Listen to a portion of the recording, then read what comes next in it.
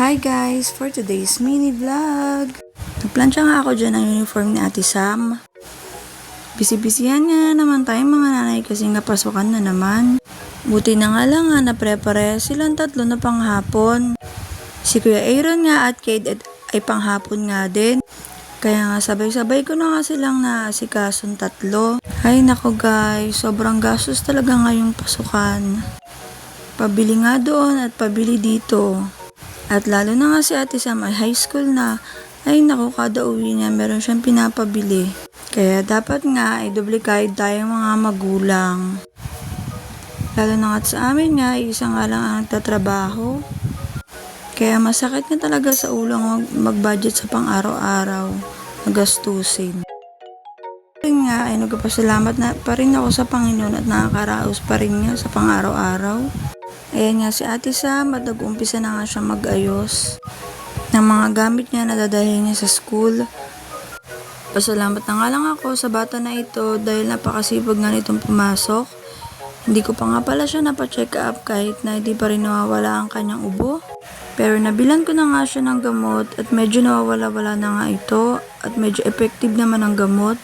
Kaya sabi ko sa kanya kapag wala na lang pasok ay papacheck up ko siya.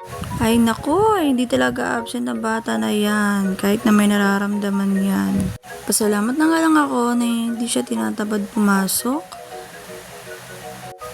Sana nga magtuloy-tuloy nga na ganyan siya para nga matupad niya ang kanyang lahat ng mga pangarap. Lagi ko nga siya sinasabihan na ayusin nga ang kanyang pag-aaral para nga balang araw ay mararating siya sa buhay. At pagkatapos naman nga mag-ayos niya ng kanyang mga gamit, ay nag-aayos na rin siya ng kanyang buhok. Hinahayaan ko na nga lang siya na mag-ayos ng kanyang buhok dahil kayang-kaya naman nga niya. Kung makikita nyo nga guys at mapapansin nyo, ay umikli nga ang kanyang bangs. Ay nako, ayaw kasi tumigil niyan. Walang ginawa kundi gupitan ng kanyang buhok, kaya ayan, ang bangs naman niya ang kanyang napagdripan. Kaya nga nagpabili na nga lang siya ng headband para hindi malata na umiksi ang kanyang bangs. Ewan ko nga ba sa bata na to, ang hilig-hilig mag-ayos-ayos, maggupit-gupit sa kanyang buhok.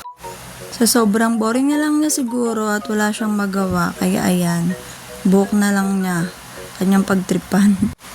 Panay sabi na nga ako sa kanya dyan, madali na siyang kumilos dahil nga baka malate na naman siya dahil napakabagal nga kumilos niyan. Napaka Maria Clara nga niya, kaya minsan pinagagalitan ko talaga siya. Nabilis-bilisan naman niya ang kilos niya. At dahil nga kapag hindi ko kinilit yan, nabilis-bilisan ang kanyang kilos, ay nako, maulilate talaga sa school ang bata na yan. Okay lang, maganda ka pang hapon. Ikaw pa? Pag pang umaga, sobrang aga. At least pag pang hapon, di ba? Makakapag ano ka pa. Gising naman kayo pag...